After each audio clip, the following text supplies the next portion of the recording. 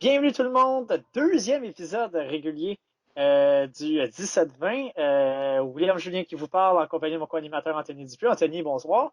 Bonsoir, William. Alors, encore une fois cette semaine, à tout seigneur, tout honneur, on y va immédiatement dans le botté d'envoi. J'ai envie d'y aller encore des bons matchs dans le collégial. La D2, c'était commencé. On va y revenir. On va commencer à tout seigneur, tout honneur avec la D1.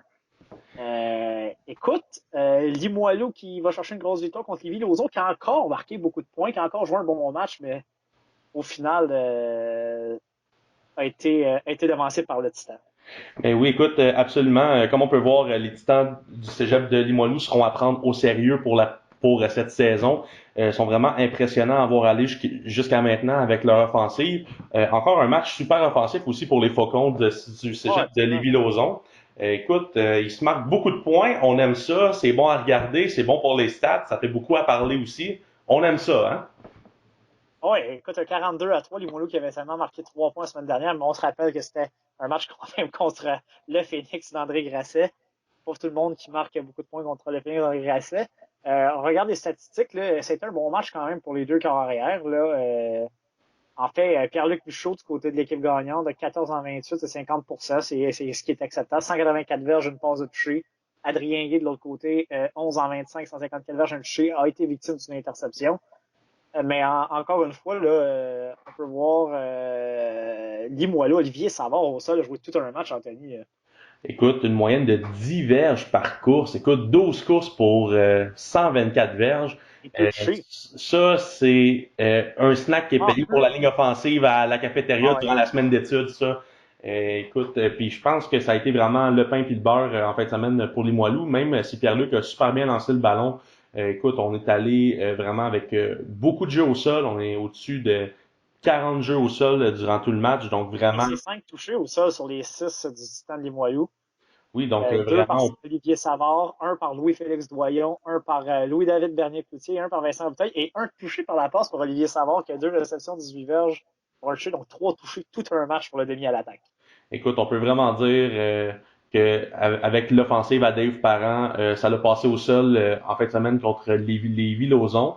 Écoute, quand même, faut pas oublier que Adrien Gay ne joue pas nécessairement avec les statistiques sont pas très flatteuses pour lui en ce début de saison. Toujours plus d'interceptions que de passes de toucher. Cependant, l'offensive de Lévis-Lauzon a mis quand même des points sur le scoreboard en fin de semaine. Faut quand même pas oublier les porteurs de ballon aussi. Gabriel Gabriel Leblanc qui a joué tout Leblond un match. avec 19 courses, 129 verges, une moyenne de 6,8 quand même pour près d'une vingtaine de courses, c'est très acceptable, c'est même très bien. Aussi, on sait qu'Adrien Gay, c'est un carrière qui est super mobile aussi, donc 11 courses pour 68 verges, donc capable d'étirer le jeu, capable de donner un second souffle à cette offensive-là. Écoute, moi, ce que je peux dire, c'est que c'est un match vraiment qui a été chaudement disputé. Clairement, les deux offensives en ont donné pour leur argent aux spectateurs. Oui, écoute, c'était tout un match. C'était une rivalité de la région de Québec dans ce match.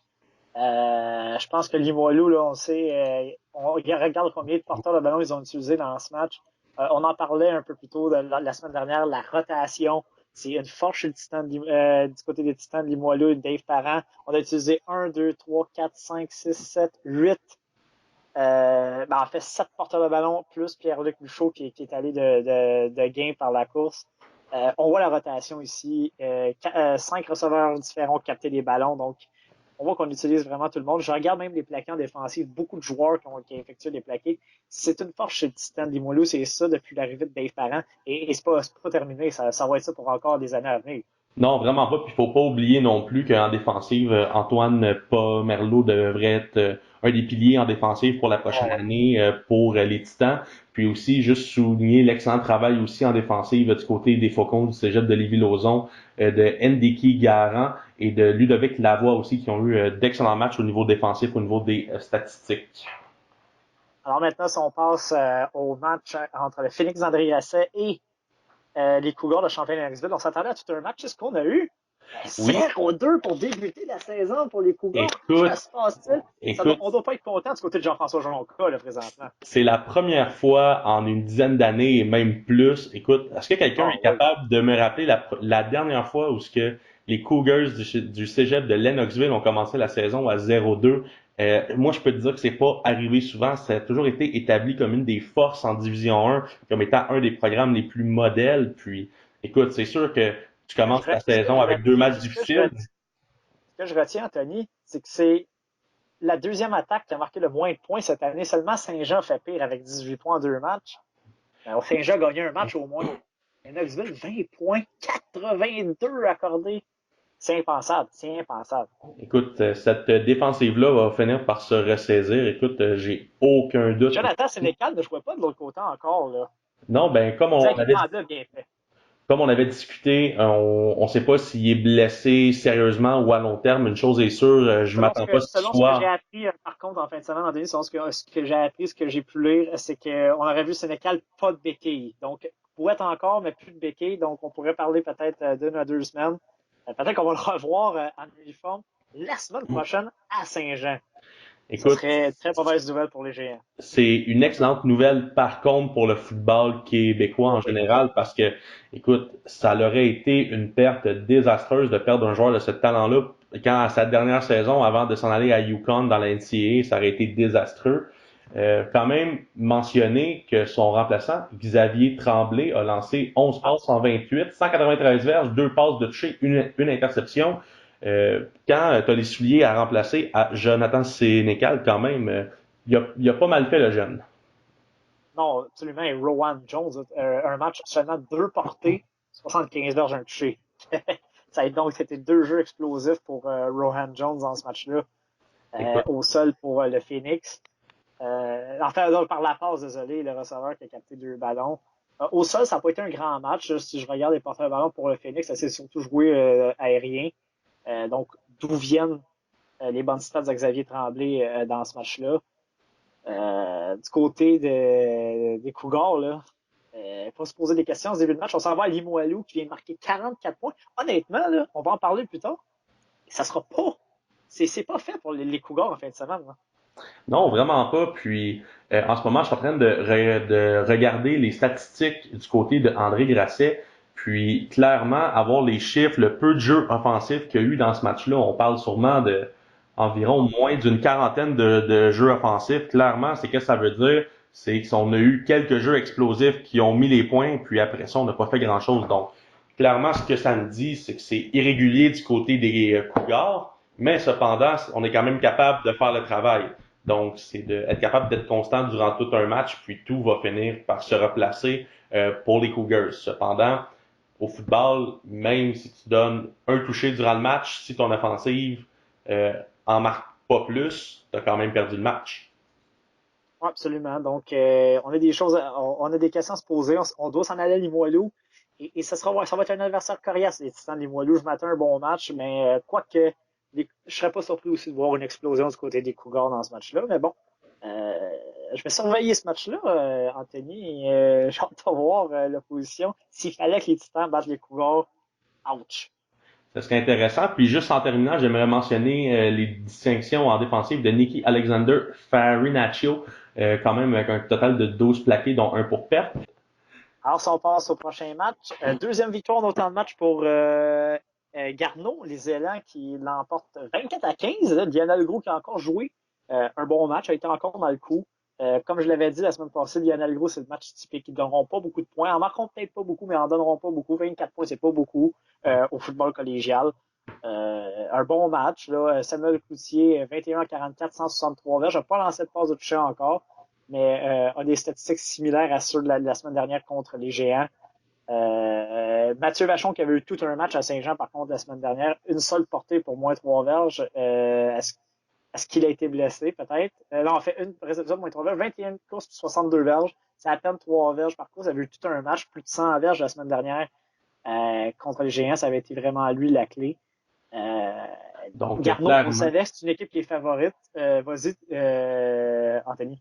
Ben écoute, pour 21 courses, ça veut dire qu'on a essayé de courir beaucoup du côté de Lionel Groux. Une Ça veut chose dire est sûre, que les élans ont été très bons contre le jeu au sol. vraiment, on a une boîte assez solide du côté de Garneau. J'aimerais attirer ton attention aussi sur les statistiques offensives du côté des hommes de coach Juno. Quand je regarde du côté des corps arrière, écoute, c'est 7 passes complétées avec les deux carrières avec Oui, Tristan Blais et Charles Perrault. C'est 7 passes sur une tentative de deux 25. passes de toucher. Deux Deux passes passes de de toucher, toucher. en effet, mais t'as même pas pour 60 verges de passes. Non. Puis là, ensuite, tu vas dans les receveurs de passes, évidemment, il n'y a pas grand-chose à regarder là, mais ce qui est intéressant, c'est quand tu vas dans le jeu au sol. Au Oui. total, Tout un écoute, match pour Émile Malenfant et Charles Perrault, hein. écoute, Même William Abraham a collé tout un match. oui, parce qu'en fait, Émile Malenfant a couru pour 15 courses pour 87 verges, une moyenne de 5,8. Puis ensuite, ce qui est intéressant, c'est qu'on a 3 joueurs ensuite, dont le carrière Tristan Blais, qui ont couru au moins 9 fois pour aller chercher tous ensemble, grosso modo, autour de 110 ou 120 verges. Donc, clairement, le jeu pour les élans en fin de semaine, ce match-là, c'est gagné par la course et non par la passe, comme le faible taux le dit. Puis quand je regarde aussi les statistiques en défensive Ah oui, du écoute, côté des Mathieu élans de Proto, quel Garneau, match! écoute, pour Mathieu Proto, c'est tout un match. Écoute, un total de 10,5 plaqués, 3 pour perte. Vraiment un joueur vraiment impressionnant. Puis on souligne aussi du côté des Nordiques, Nicolas Roy pour 6,5 plaqués. Ouais, absolument. Donc, une autre victoire pour les élans. Lionel Gros qui avait quand même, on peut se le dire, un début de calendrier difficile là, avec Saint-Jean qui était quand même une équipe à sa portée, mais tu sais, on savait qu'il y a des géants quand même et Garneau. Ils ont quand même fait amende honorable lors des deux matchs. Donc, je pense que c'est quand même une satisfaction pour coach Marié de voir son équipe quand même être dans le coup et contre ses équipes, sans dire que c'est tous des puissances. Garneau est meilleur que Saint-Jean, on s'entend, mais qui sont dans le coup à chaque match. Donc, c'est pas décourageant pour eux en ce début de saison. C'est des victoires, je dirais, honorables. Puis moi, je trouve que les Nordiques en ce moment sont en train de faire beaucoup du football de leur game, c'est-à-dire de jouer des matchs très Ouais, défensifs. oui. C'est une Et équipe c'est une équipe qui est bâtie reconnue pour et sa défensive. défensive, donc absolument, on verra pas souvent des gros scores cette année Et là, contre j'ai hâte de Lionel voir contre Groux. Lévis-Lauzon qui a explosé avec 74 points en deux matchs. Ouais, Lionel Groux reçoit Lévis-Lauzon au Parc du Charme samedi soir, 19h30. On va voir comment ils vont neutraliser l'attaque des Faucons. ça va être tout un match. Écoute, j'ai bien hâte d'avoir le résultat de ce match-là. Ensuite, maintenant, on va passer pour les Géants qui étaient en déplacement contre les Oh oui, Cheetahs du Cégep de Vanier. j'étais sur place. Ça n'a pas été comme les Géants auraient espéré pour ce match-là. Écoute, gros départ pour les Cheetahs. J'étais sur place à ce match-là. Gros départ, interception de Ben Labrosse ramené sur plus de 50 berges. Ça a donné le ton au match. Ensuite, les Cheetahs ont répliqué avec un gros toucher. Les Géants sont revenus. On mis ça à 14-7, une grosse séquence à l'attaque, bien coordonnée par Francis Lapointe. Ça a fini avec un gros toucher au sol de Jérémy Dussault. On a mis ça à 14-7. Les Cheetahs reprennent le ballon dans leur territoire. Qu'est-ce qu'on fait? On échappe une interception dans le territoire des Cheetahs du côté des Géants. Jeu suivant, passe de 73 verges pour le toucher, 21-7 Vanier. Ça a complètement coulé les Géants et les Géants 1 en 5 dans le red zone. Tu peux pas gagner un match de foot comme ça, là. C'est plus dur, comme on dit.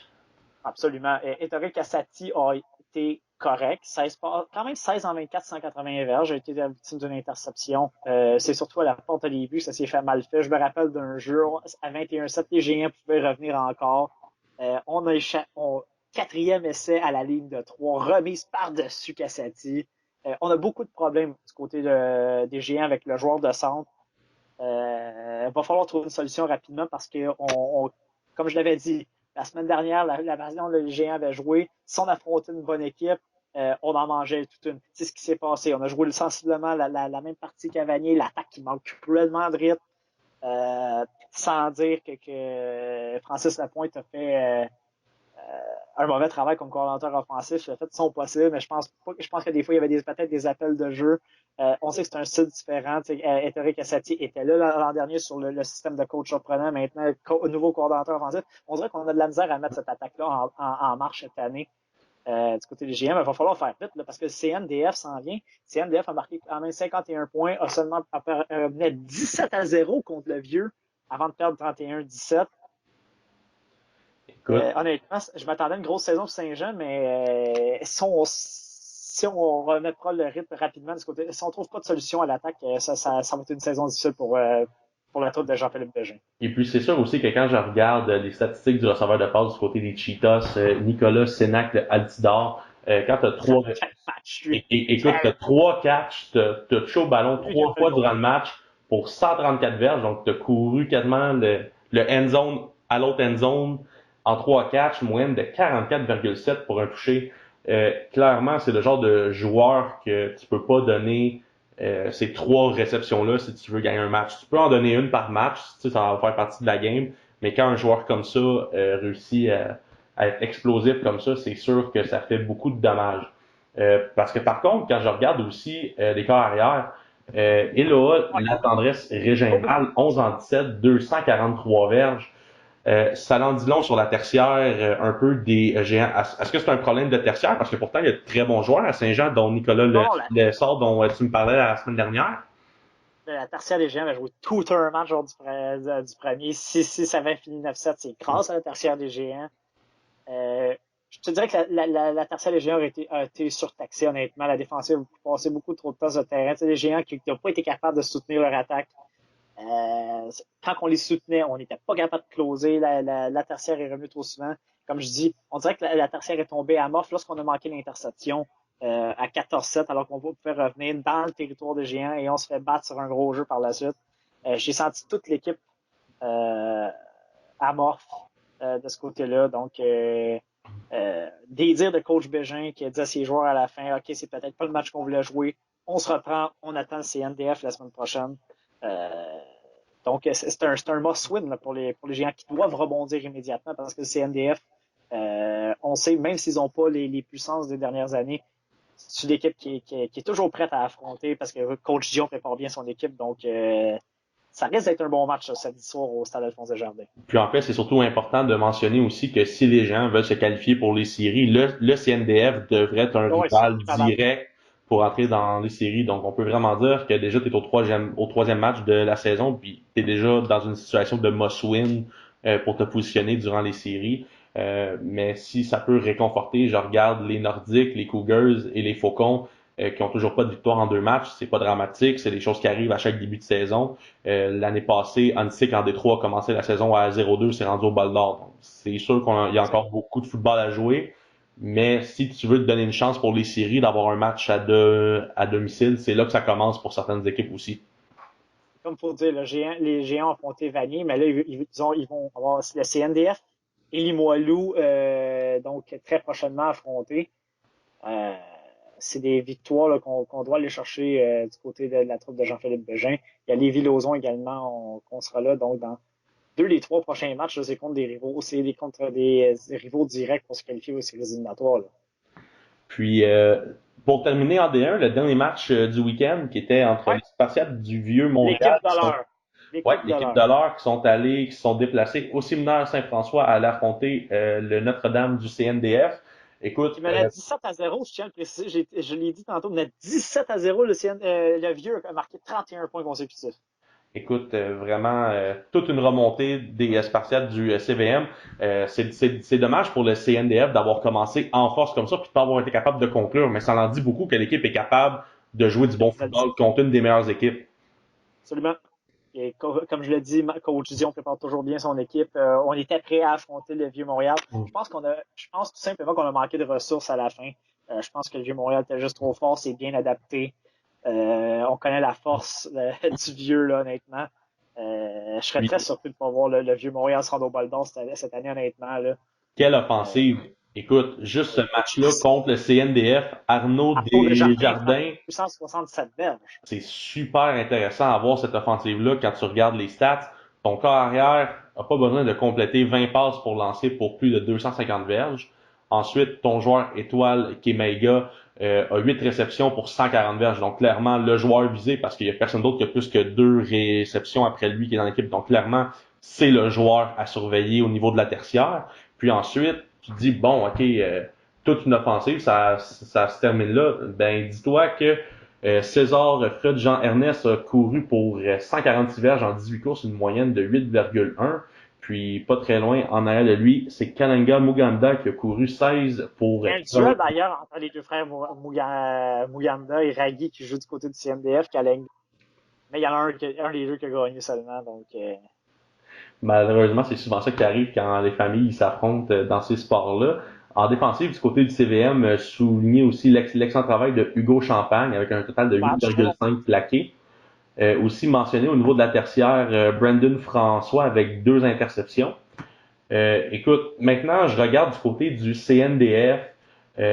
Écoute, le carrière Raphaël Latulippe, 18 en 29, 223 verges, pas de passe de toucher, pas d'interception. C'est bon, c'est quand même des bonnes statistiques. Ouais, 18 en 29. c'est un bon travail.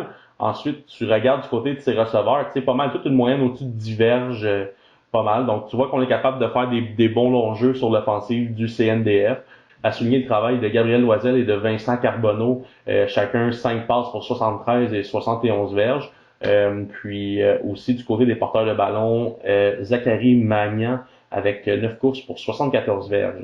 Du côté défensif, tout un match pour Mohamed Elchal. Écoute, 15 plaqués durant tout le match. Vraiment, il était partout sur le terrain. Mohamed Amadou Soumana également, là, 10 plaqués. Donc, les deux ont probablement été à toutes les plaqués possibles dans ce match ou presque. Parce que, écoute, Mohamed en a 15, t'as Soumana qui en a 10, puis après ça, c'est 5 et en descendant. Là. C'était vraiment les deux joueurs qui couraient partout sur le terrain. Là. Absolument. Donc, Donc voilà maintenant, le juste pour qu'on classement, analyse les matchs. classement après deux matchs, juste pour finir dans le collégial, le vieux est en avance. Oui, Devant André Grasset qui est deuxième également à 2-0. Vanier à 1-1. Garneau à 2-0 ferme la marche au troisième rang. Ensuite, on a les équipes à 1-1.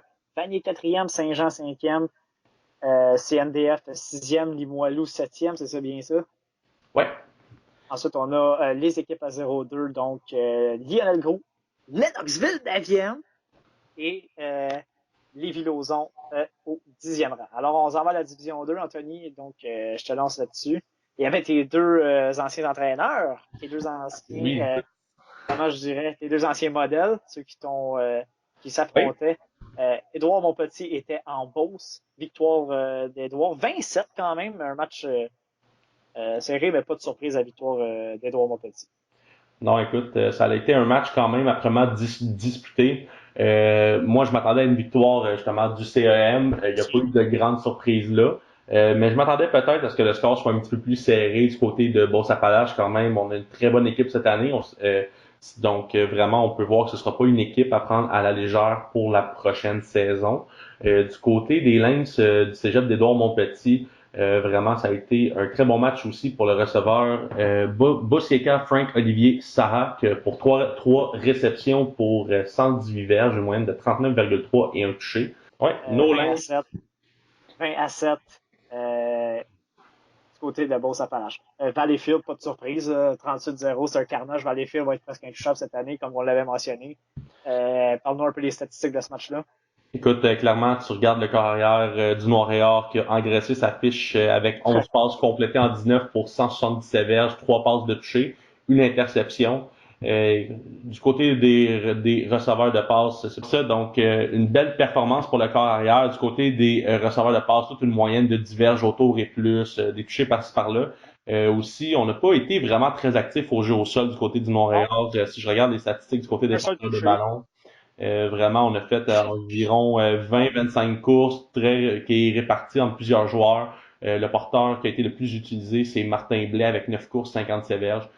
Donc, clairement, c'était un match qui s'est gagné par la voie des airs durant ce match-là. Absolument. Du côté de Tedford, pas grand-chose à souligner. Pas vraiment de grosses performances. Pour Louis Archambault-Correa, c'est 10 en 19, 81 verges à peine. A lancé une interception. Je regarde en défensive, là, c'est beaucoup de joueurs qui ont effectué les plaqués, mais c'est 6 plaqués. C'est Gabriel Danos qui a eu le meilleur match. Honnêtement, avec un 38-0, on peut pas souligner grand performance défensive, honnêtement, à l'offensive non plus. Donc, je pense que du côté de Tedford, La seule bonne nouvelle, c'est qu'on ne raffronte pas le Montréal cette année. Donc, ça, c'est déjà fait. En partant, on ferme les livres et puis on se concentre pour notre prochain match contre John Abbott. Écoute, ça va me ramener sur un débat qu'on pourra discuter plus tard si on veut, mais selon moi, les Filons du Cégep de Thetford est une équipe qui a sa place en D2. C'est une équipe de milieu de Ouais, absolument. peloton qui, s'il y a une bonne saison, peut aspirer dans le top 4, puis s'il y a une mauvaise saison, va quand même faire les séries. Puis là, quand tu vois que l'équipe comme le Montréal arrive là, puis mettre un 38-0, écoute, C'est la faute. On écoute, comprend la domination du Montréal cette année, là. C'est, Encore une fois. c'est clair que ça fait plusieurs années parce que le Noir et Or, lorsqu'ils étaient en D3, ont attendu le plus longtemps possible avant de monter en D2. Puis là, une fois qu'ils sont en D2, ont jamais eu une fiche perdante non plus en Division 2. Je crois que c'est cette année que le RSEQ va refaire justement les divisions pour Ouais. rétablir une équilibre. Je crois que si le Noir et Or ne monte pas en Division 1, il y a vraiment un problème parce que ils vont toujours aller dans le carré d'as en division 2. Je pense, tu sais, je crois que c'est le temps pour les hommes, justement, de coach Nadeau de passer au prochain niveau pour la prochaine saison. Absolument. Trois-Rivières, Montmorency, on avait prévu un match serré, c'est ce qu'on a eu, 32-28 en faveur des Diablos au Cégep Montmorency. Honnêtement, j'aurais aimé ça être là parce que, en regardant les statistiques, on a eu un très bon match. Écoute, moi je t'avais dit que les Diablos étaient pour gagner ce match-là. Toi, tu Moi prenais aussi, pour je crois que j'avais pris oui, oui, Montmorency. oui, t'avais pris pour les nomades. Essaye pas de t'en sauver. Ouais, j'ai seulement perdu par 4 points. J'avais dit que les Nomades gagneraient par un placement ou un touché, je pense. Donc, je sais Ouais. pas si j'étais pas loin, mais je suis pas surpris de la victoire des Diablos. C'est tout un programme de foot. Ah, écoute, si on pourrait avoir des matchs comme ça à chaque week-end, écoute, le monde du football serait en extase. Mais dans la défaite, j'aimerais souligner la performance du carrière des Nomades, Ralph Madge, 33 en 48, 401 verges, deux passes de toucher, mais deux interceptions. Mais quel match! Écoute, Si on regarde le jeu au sol, ça a été absent complètement du côté de Montmorency. Complètement. complètement, mais du côté des receveurs de passe, vraiment, faut Ouais. qu'on mentionne sa cible préférée durant ce match-là a été Jones Dudley Alexandre. Écoute, 13 réceptions pour 149 verges, moyenne de 11,5 verges. A pas inscrit de majeur, mais cependant, quand tu as 13 réceptions durant un match, vraiment, c'est tout un match que tu joues. Aussi, Danny Jamil El Shawi, 7 réceptions, 112 verges, moyenne de 16 verges. Ensuite, tu vas avec Nicolas Pierre Massé, 4 réceptions, 78 verges, et ainsi de suite. Donc, pas mal tous les receveurs ont eu de 10 verges en moyenne. Ça a été tout un match par la voie des airs pour les nomades durant ce match-là. Et à l'inverse, c'est Diablos dominant au sol. Quel match pour Michael Morin. 24 courses, 122 verges, moyenne de 5 verges, 3 touchés au sol. Wow. Vraiment, chacune de ces deux équipes-là a dominé dans sa facette du jeu à l'offensive. Je crois que les hommes de Frank Dussault étaient là pour piler au sol. La ligne offensive a dû faire un travail exceptionnel. Puis du côté des nomades, le jeu aérien a été simplement exceptionnel. Donc, ça laisse évidemment des statistiques en défensive qui sont pas impressionnantes des deux côtés. Écoute, malgré des statistiques comme ça, tu te dis, bon, match de 32-28, il n'y a pas eu beaucoup de points, mais il y a des belles statistiques au niveau offensif plus que défensif. Ensuite, dernier match qu'il y avait, John Abbott à Sherbrooke. J'avais dit que toi, t'avais dit, je pense que Sherbrooke Oui, causerait la surprise dans ce match-là. Et moi, j'avais dit que John Abbott par un placement. C'est pas ça qui s'est passé. C'est un massacre 39-10 pour les Highlanders. moi j'étais convaincu que les Islanders n'étaient pas pour se remettre du départ de Zach Zergiadis qui était parti pour Yukon. Puis force est d'admettre que le jeu aérien a pas été très dominant durant ce match-là. Mathieu Boudreau, 6 en 22, 61 verges, deux passes de toucher quand même. Vraiment, Un ancien des plus. Géants, d'ailleurs, Mathieu Boudreau. Il avait joué sa première saison, je crois, avec les Géants de Commit du côté de John Abbott, si ma mémoire m'abuse. OK. Puis vraiment, où ce que John Abbott a vraiment été bon durant ce match-là, c'est vraiment au sol. Le porteur Elijah Williams, qui devrait être encore un joueur à surveiller, qui devrait faire Oh, l'équipe oh, oh. d'étoiles durant cette année. Je suis pas surpris Euh, qu'il soit un joueur offensif de l'année en Division 2. oh oui, absolument. 16 courses, 86 verges, 5,4 de moyenne. pas exceptionnel, mais quand tu as la chance d'avoir un porteur de ce talent-là, c'est sûr que ça fait une différence. Aussi, Sean Valentine qui a couru 2 courses pour 55 verges, quand même impressionnant. Donc vraiment, ça a été pas des matchs explosifs au niveau Et ce que je note, seulement 3 receveurs différents touchent au ballon du côté des Islanders. Ça comble ces 6 réceptions totales, donc ça s'est vraiment joué. Euh, C'est sûr que du côté des hommes de coach Green, absolument qu'on réussisse à distribuer le ballon absolument plus. Tu peux pas avoir durant un match avoir seulement non. 3 joueurs qui touchent au ballon. C'est sûr aussi que 6 en 22, il y a beaucoup de passes qui sont incomplètes, des passes qui sont échappées. Mais clairement, il va falloir que cette facette-là de leur attaque s'améliore au cours des prochaines semaines. Parce que comme ça, on va pouvoir ouvrir le jeu au sol encore plus pour Elijah Williams, qui pourrait être encore plus une menace si on distribue le ballon un peu mieux. Puis aussi, je regarde du côté de Sherbrooke, Zachary Côté comme corps arrière, 8 en 18, 58 verges. Vraiment, on n'a pas réussi. Il n'y a aucun receveur avec trois réceptions ou plus. C'est deux. Il y a un Louis-Philippe Lucier avec 2 réceptions pour 29 verges. Ensuite, c'est une réception qui est répartie dans l'offensive. Au niveau des porteurs de ballon, on a fait environ 25 courses pour plus ou moins 110 verges. Vraiment, l'offensive des volontaires n'a pas été dominante en fin de semaine. Vraiment, c'est le cas de le mentionner. Non, alors, on va passer en Détroit. En Détroit, on va aller dans le sud-ouest Ouais, pour débuter. Euh, les, les les Lauréats lauréats. attendaient de pied ferme les Cheminots 45-0. Il n'y a pas de surprise là. C'est un carnage à part des cas des ans de coach des champs. Ouais, ben moi j'ai parlé avec Sébastien après le match. Oui, c'est une victoire assez convaincante. Cependant, il était pas content de certaines pénalités de son équipe de l'exécution. Ah, Euh, d'accord. Parce que comment est-ce que je connais coach Seb Deschamps a déjà eu des victoires par le passé par 60 points et plus. Puis si on est capable d'aller chercher ce type de pointage-là, puis que l'exécution elle fonctionne, tout devrait être content. Cependant, euh, il faut que cette équipe-là exécute mieux. Oui, c'est une victoire de 45-0, mais si tu gagnes 45-0 puis que tu as des choses qui fonctionnent pas au sein de ton équipe, clairement, tu n'as pas atteint ton plein potentiel encore. Donc, c'est vraiment une équipe cette année qui va être à surveiller, s'ils vont être dangereux. Ça va Donc, être la puissance dans le sud-ouest. Je pense c'est pas de secret pour personne, là, honnêtement. Euh, les Lauréats, je pense qu'ils veulent venger la défaite en demi-finale l'an dernier, mais je pense que c'est des mauvais souvenirs pour ancien coach Dupuis à mes côtés. Ah, écoute, c'est sûr que tu sais, il y a toujours des petits moments dans comme ta vie comme de coach ou d'athlète qui te brisent un Oh, petit ouais, peu le absolument. cœur. Puis la défaite là, de mener par 15 ou 16-0 au quatrième quart, puis de perdre par un point à la fin du match. Quand tu te tapes le 4-5 heures de route pour aller au Saguenay dans la tempête de neige, tout, là, genre, je pense que je vais mal dormir à cause de toi ce soir. Alors, je passe au deuxième match. Drummondville qui l'emporte, Anthony. 24-16 contre Shawinigan. On a reçu Pat Marcoux. T'as reçu Pat Marcoux en entrevue cette semaine. On doit être content de cette victoire-là.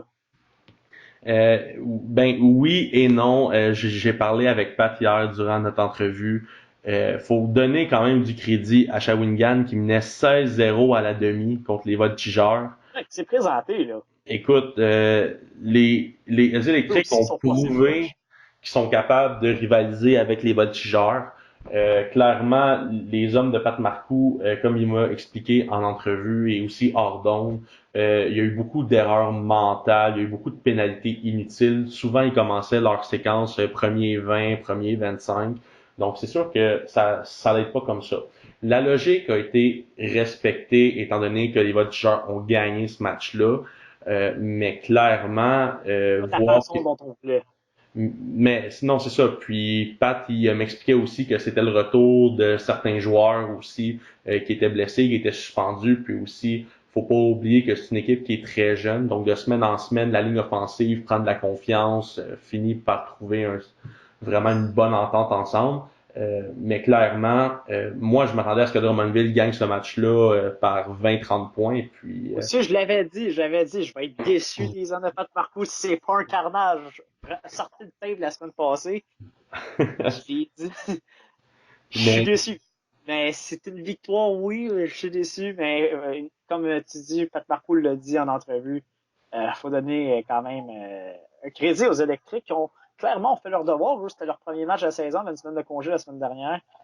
Euh, Ben oui, Clairement, on fait leur absolument. devoir. Puis comme qu'est-ce que Pat il me disait en entrevue, c'est la première fois dans l'histoire du programme à Shawinigan qu'ils ont des joueurs constants, des vétérans. Donc ils sont présentés avec autour de 45 ou 50 joueurs si ma mémoire est bonne. Très Donc bonne c'est nouvelle, on est content pour le programme. Là. oui parce que c'est exactement ce que ce programme-là a besoin. Même si les résultats ne sont pas là pour cette année, si tu es capable d'avoir justement du roulement, d'avoir de quoi qui s'installe dans ce programme-là, ça peut juste être bon pour le futur. Et juste le fait de compétitionner dans des matchs, ça va peut-être ouvrir la porte à des joueurs d'aller là, va dire, hey, Shawinigan s'en vient, c'est peut-être une option intéressante. Donc, voilà, on va espérer Parce qu'il pour faut pas les oublier une électriques. chose, il y a du très bon football qui se joue dans les alentours à Trois-Rivières et à Shawinigan. Oh, Mais c'est sûr, Mauricie a dit, oh, mais c'est sûr que les joueurs de la région vont vouloir aller à Trois-Rivières, vont vouloir aller ailleurs, parce qu'il faut pas oublier non plus, les athlètes ont des choix d'études, ce qui est pas beaucoup. Tu sais, le Cégep à Shawinigan a de très bons programmes, mais c'est pas le plus gros au Québec non plus. Puis il faut pas oublier non plus que tu sais, souvent, si tu as des appels de la division 1 ou de la division 2, tu as plus tendance à vouloir aller voir ce qu'il y a dans du meilleur football aussi. ouais, donc, et dernier match, c'était Tout un Champlain qui était match. en antique. C'était un match défensif, là, honnêtement. 11-10 en faveur des Indiens. Euh, je m'attendais à un peu plus d'offensive, mais donc on peut Mais dire que les deux défensifs se sont signalés. Mais moi, c'est comme qu'est-ce que je t'avais mentionné au début. C'est sûr et certain que cette année, quand tu vas affronter les Indiens du Cégep de Huntsic, tu vas pas mettre 30 points sur le board. Non, C'est une défensive solide, une excellente défensive. Puis dans les prochains matchs à venir, justement, Huntsic affronte Shawinigan à Shawinigan samedi. Moi, je serais surpris de voir les électriques être capables de mettre des points, peut-être un toucher, peut-être un placement, mais je m'attends pas à ce que les électriques soient capables de mettre une dizaine de points sur le board pour ce match-là. Puis du côté des Cavaliers de Champlain, ben écoute, ils viennent de prouver qu'ils sont capables de rivaliser avec une des meilleures équipes de la division ouais, Sud-Ouest. On n'a pas beaucoup d'informations pour ces matchs-là, mais une chose qu'on peut dire, c'est que ça place un beau tapis pour le restant de la saison dans la Sud-Ouest pour savoir qui va faire les séries, parce que seulement les 4 premiers accèdent aux séries. Il y a 7 équipes. Donc, je m'attends à une chaude lutte, puis que quand on va arriver dans la dernière fin de semaine, un match entre Huntsic et Saint-Lambert, justement, à Saint-Lambert, devrait peut-être signifier des choses en série. On finit aussi Saint-Hyacinthe contre Lano, Saint-Jérôme contre Shawinigan. Vraiment du bon football à prévoir au cours des prochaines semaines. absolument. Alors, si on passe maintenant du côté nord-est, une ligue à 5 équipes, on le rappelle. Les Gaillards jouaient enfin leur premier match parce qu'ils l'ont fait, on se rappelle la controverse qu'ils les avaient fait perdre le premier match par forfait. On avait dit peut-être que Victoriaville pouvait se présenter, peut-être causer un upset. C'est pas arrivé du tout. Non, 30 points, absolument. 30 victoires par 30 de Jonquière, 43-13. Pour une équipe qui n'avait pas disputé de match depuis plusieurs semaines avec la controverse, je trouve que les Gaillards ont fait un bon statement envers tout le monde, ont encore prouvé qu'ils sont l'équipe à battre dans cette division. Puis j'ai trouvé aussi que quand Victoriaville, qui était une très bonne équipe justement dans le sud-ouest au cours des dernières années, les battre par 30 points comme ça, t'envoie vraiment un statement que t'es l'équipe à Oh, battre dans la nord-est. Donc j'aime vraiment l'attitude des hommes de François Laberge, comment ils ont su sortir fort pour finalement leur premier vrai match pour cette année, pour envoyer un statement. Donc, c'est bon signe pour eux. On devrait les voir au Bol d'Or encore au mois de novembre. oh, ce serait à moi d'une une énorme surprise.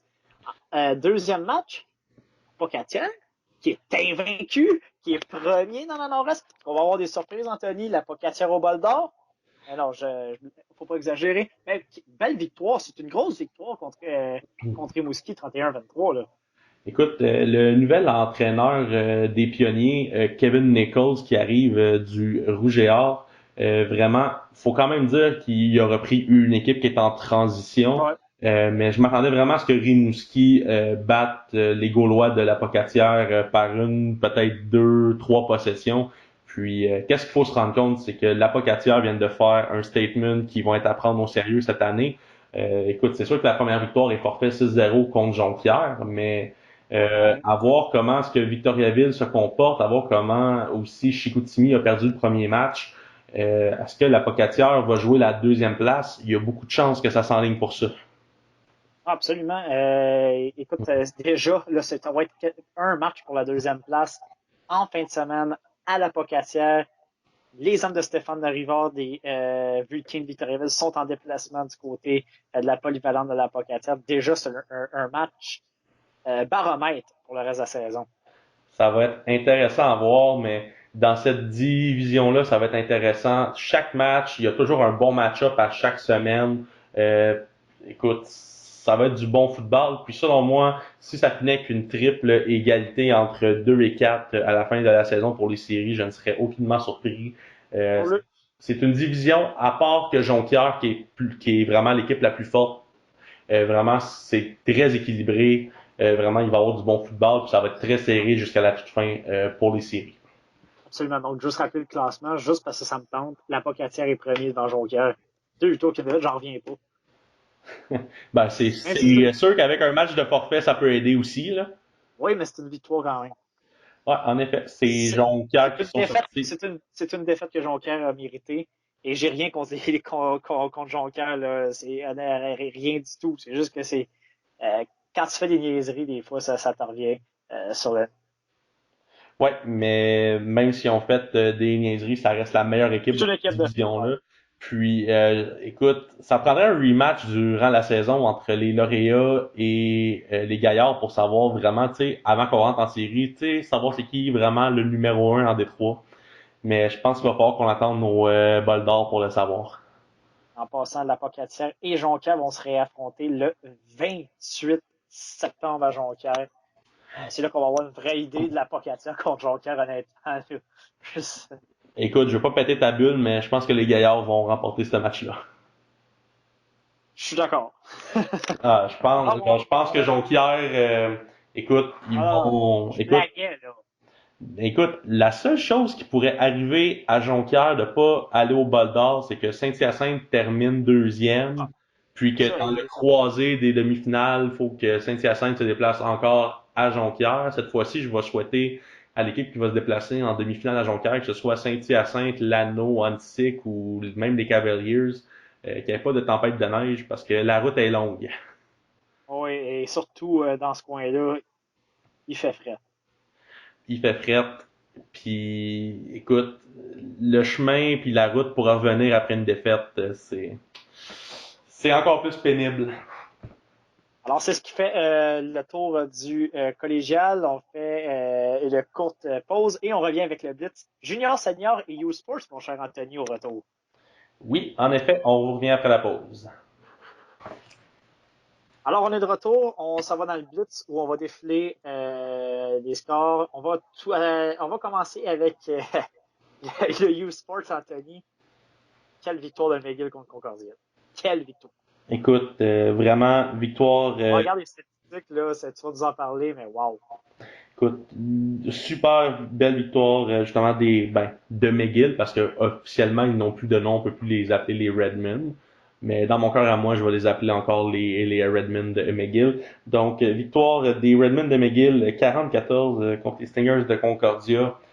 Tout un match offensivement, tout a fonctionné du côté offensif, du côté des Redmen. Donc, je vais commencer avec le corps arrière. Synodinos qui a lancé 18 passes pour 290 verges. Ensuite, au niveau du sol, Donovan Martel, 14 courses, 137 verges, un pour un touché. Puis du côté des receveurs de passe, Pierce Dumais avec 6 réceptions, 119 verges, 2 touchés. Clairement, on a un big tree du côté des Redmen de McGill et l'offensive fonctionne très bien. absolument. Et puis, du côté de Concordia, c'est difficile en attaque depuis le début de la saison. C'est seulement 17 points marqués, 50 accordés en 2 matchs. Je pense que du côté de l'attaque d'Alex Surprenant et de coach Collinson, il va falloir quand même faire nos devoirs parce que là, c'est la pire attaque de la Ligue parce que Sherbrooke a marqué quand même 19 points. Donc, il y a déjà justement à faire de ce côté-là. Et McGill, pour un premier match, c'est toute une victoire, là, 44. Et McGill s'en va accueille les Carabins en fin de semaine. Samedi après-midi, 13h. Le match est web diffusé au RSEQ parce que TVA Sport présente le match entre Laval et Concordia. Le McGill, Montréal, si vous voulez voir ça sur le web, mesdames et messieurs, à voir, je pense qu'on va avoir une bonne rencontre, honnêtement, là, parce que les Carabins ont gagné leurs 2 premiers matchs très serrés, 10-3 contre Concordia et 18-9 contre Sherbrooke. On va en parler juste après. Mais on s'attend à tout un match. Donc, j'ai été au match Vanier-Saint-Jean en fait. Ron Villa était à côté de moi. J'ai eu une bonne discussion avec lui. Très chic type, Ron, comme d'habitude. Il disait qu'il était très, très fier et même très surpris de la performance de son équipe qui est sortie plus fort que lui, il pensait. Et il dit c'est pour un début de saison, c'est un bon message qu'on envoie à travers la Ligue et c'est ce qu'il voulait. Donc, bonne nouvelle pour les Redmen. Puis, justement, si on va en parler de ce match-là, euh, je pense que tout le monde l'a écouté justement, vu qu'il était à TVA Sport, ce match-là. Le vert et or, mené par son corps arrière, Anthony Robichaud, qui a tenu les Carabins tout le match. Lynx represent en passant. C'est bien important de le mentionner. On a perdu le match avec un pick six là, dans les dernières minutes du match. Oui, c'était 11-9. C'était 2 points. Sherbrooke était à un placement. Oui, puis ça aurait été incroyable de voir le Vert et Or aller arracher une victoire au Sepsum contre les Carabins, mais ça m'arrive justement à mon prochain point. Qu'est-ce qui se passe avec les Carabins? Écoute, j'ai parlé à plusieurs intervenants. Ron Hiller, d'ailleurs, aussi, qui a vu les matchs. Il paraît qu'on presse beaucoup Dimitri Morin. Encore 3 sacs accordés par la ligne de l'attaque des Carabins en fin de semaine. On semble avoir un problème. Est-ce que Morin commencerait à perdre patience? Je veux pas dire n'importe quoi non plus, mais on sait que il y aurait déjà eu une discussion avec Anthony Calvillo, mais ça reste que il va falloir se mettre en marche du côté des Carabins, là, parce que c'est 28 points seulement marqués en 2 matchs. Et McGill en a déjà marqué 40. Laval en a déjà marqué 41. On s'attend beaucoup plus des Carabins. Tous les deux, on les voit favoris pour remporter la Coupe Dunsmore cette année. Il va falloir qu'on m'en donne plus parce que pour l'instant, on affronte Laval on affronte le Rouge et Or la semaine prochaine, là, le 14. Donc, il va falloir être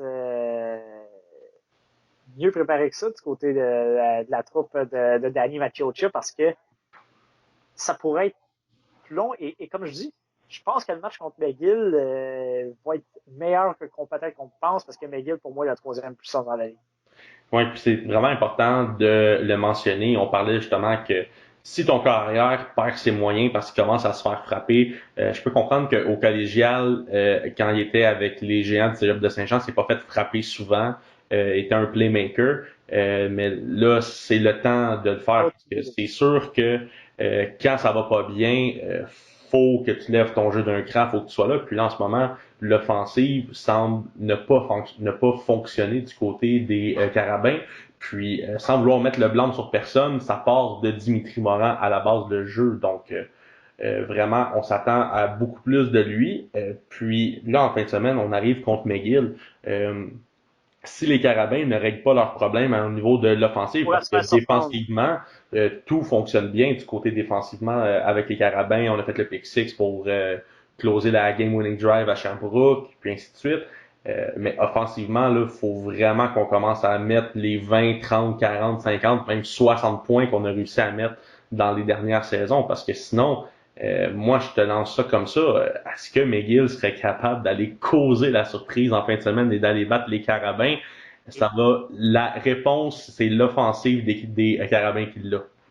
Écoute, j'aime beaucoup les Carabins, j'aime beaucoup Coach Maciocia. Pour moi, c'est un modèle, Coach Maciocia, mais écoute, Je crois aux chances. Honnêtement, je crois vraiment aux chances des Redmen en fin de semaine.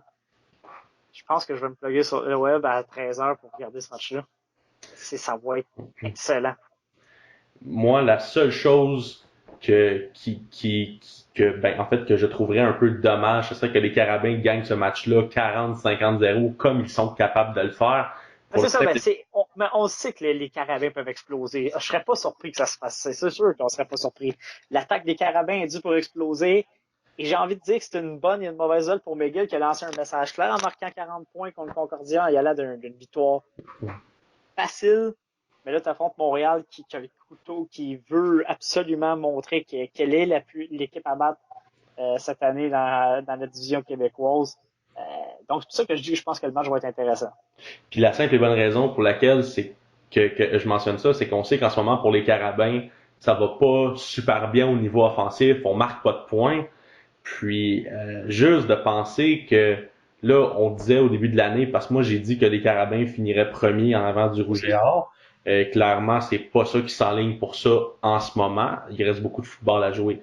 Mais en ce moment, de juste penser que les Carabins sont vulnérables, puis qu'ils sont à la portée de McGill, on n'aurait pas pensé ça dans les 15 dernières Non. années. On n'aurait jamais pensé ça. Mais maintenant, quand t'es les Stingers, quand t'es les Redmen ou que t'es le Vert et Or, puis que t'arrives contre les Carabins, t'as pas à avoir de complexe comme dans les dernières années. Clairement, c'est une équipe qui est vulnérable puis que tu peux aller faire un gros upset en fin de semaine. Peut-être une saison plus palpitante qu'on le penserait dans la RSAQ cette année. Oui, parce qu'au début, on avait dit c'était Carabin et Laval, puis pour l'instant, et puis en fait, une chose aussi qui m'a surpris, c'est qu'à chaque année, depuis plusieurs saisons, le premier match, c'est toujours entre le Rouge et Or et les Carabins. Cette année, le premier match entre le Rouge et Or et les Carabins, La semaine prochaine. la semaine prochaine, habituellement, t'attends pas aussi longtemps que ça pour avoir un match comme ça, là. Non, Donc, c'est ça. Et au moins, ils vont finir la saison un contre l'autre. Euh, enfin, ils vont jouer. Montréal va avoir un de ses bye week à la fin avant le dernier match de la saison. Donc, ils vont jouer la semaine prochaine et ensuite, ils vont jouer le 20 octobre au Stade TELUS. Donc, écoute, moi, juste de penser que habituellement le match entre les Carabins puis le Rouge et Or, ça signifie qui finit premier, qui finit deuxième pour le match final de la Dunsmore. Mais là, si les Carabins se replacent pas, ça pourrait être un match pour que les Carabins aient un match de play-off à domicile. C'est pas arrivé encore, mais juste que c'est la première année qu'on peut vraiment parler que une Ça des fait deux plaisant. grosses équipes peut tomber. Écoute, ça fait du bien de comment parler. C'est pas que j'aime pas les Carabins, c'est pas que j'aime pas le Rouge et Or, c'est juste que, Ça enfin, sera on le voit fun un peu de de voir des parité. autres équipes. Ouais, c'est ça, absolument. Et c'est ce que les gens. Je pense que même les gens seraient contents de voir ça, honnêtement, même parce que ça fait longtemps qu'on l'a dit, on n'arrête pas de parler d'une division intra-canadienne, un genre de division 1 comme dans la NCAA avec tous les équipes. Et là, si les équipes du Québec les trois autres équipes du Québec sont capables d'envoyer des messages clairs aux autres formations, euh, ça serait intéressant pour nous tous. Maintenant, de se brancher à TVA Sport qui fait un travail colossal là, pour plugger l'universitaire, honnêtement, de se mettre devant la télé et regarder les matchs, on serait encore plus content parce qu'on dirait, hey, ce serait pas facile, même si c'est un match Laval-Concordia ou Laval-Sherbrooke. Donc, voilà, on est content. Donc, je pense que ça fait le tour pour l'universitaire. Si tu as quelque chose à ajouter avant d'aller sur le junior et le senior. Oui, exactement. Donc, ensuite, pour parler du junior, on avait deux matchs en fin de semaine. Les Junior Riders de Ottawa ils l'ont remporté 34-2 contre le bataillon de Québec. Pas vraiment de surprise de ce côté-là. Je crois que Québec est en développement pour les prochaines années. Donc, quand même très honorable du côté du bataillon. Puis dans l'autre match qui était présenté, un match quand même plus serré, alors que les Bulldogs de Laval l'ont emporté 13-8 contre les Raiders de Châteauguay. Donc ça, c'était vraiment le match à surveiller. C'est vraiment ces deux équipes-là devraient se retrouver en série du côté du junior pour la fin de la saison. Alors, donc, ça fait le tour le junior. Il y avait un match dans le senior seulement. Oui, puis écoute, un match assez serré, un match qu'on pensait qu'il serait un blowout. Puis Mercenaires, ont joué un bon match. Ben oui, ben écoute, le match est terminé 14-13 pour les Bulldogs de Laval contre les Mercenaires du Saguenay. Vraiment, les Bulldogs qui sont premiers au classement contre les Mercenaires qui sont plus bas dans le classement. On s'attendait à une victoire des Bulldogs par quelques possessions. Puis, faut vraiment dire une chose, c'est que les Mercenaires se sont présentés pour ce match-là puis ont failli causer tout un upset. Oui, ça aurait été plaisant aussi de voir cette nouvelle équipe l'emporter euh, dans la Ligue senior. Donc, voilà. C'était le Non, on va seul match. C'était le seul match. Donc, ça fait le tour de notre blitz. Il faut en En parler. terminant, Anthony, juste dire que l'entrevue avec Pat Marcoux, coach des Vultures de Drummondville, est en ligne. Allez écouter ça. Donc, très, très bonne entrevue d'une vingtaine de minutes avec Pat Marcoux. Et en terminant, je te laisse là-dessus. Ensuite, je ferai le mot de la fin après. Concours à venir pour nos auditeurs. Écoute, on a un concours qui s'en vient avec vous, gracieuseté des Alouettes de Montréal. On va vous dévoiler le concours, qu'est-ce qui est à gagner, les règlements du concours au courant de la semaine, proche des matchs du week-end. Une chose qui est importante à savoir, c'est que c'est une valeur de plusieurs centaines de dollars. C'est un Très beau prix. c'est un beau package qu'on a à vous offrir avec la participation des Alouettes de Montréal. Donc, restez à l'affût. C'est un concours qui devrait sortir vendredi. Alors, on invite aussi les gens à aimer, partager la page, et puis partager nos entrevues aussi. C'est toujours le fun. Donc, C'est de voir, ça monte vite. Notre entrevue avec Média Desma a été excellente. Notre podcast la semaine passée a pogné aussi.